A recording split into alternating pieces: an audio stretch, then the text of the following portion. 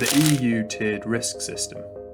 The EU framework defines 4 levels of risk for AI systems: minimal risk, limited risk, high risk, and unacceptable risk, which effectively means bans.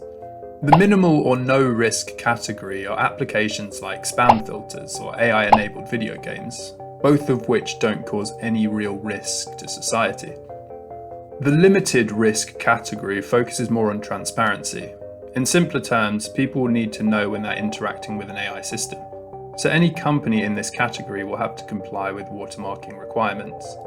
A good example of this is generative AI content from chatbots, or audio and video content that could be used to make deepfakes.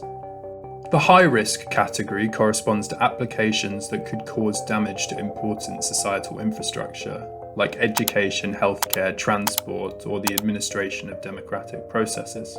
This includes critical infrastructure, education, employment, law enforcement, and democratic processes.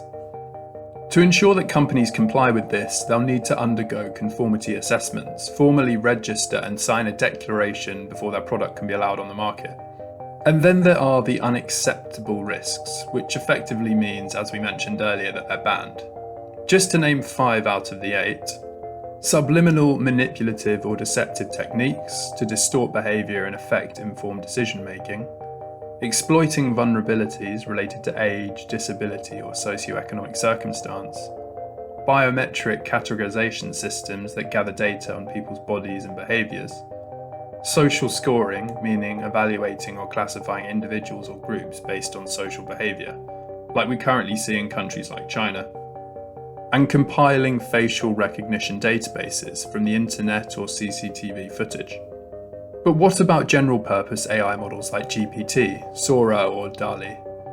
So they're not categorized as high risk, as some of you may have thought, but there is some regulation.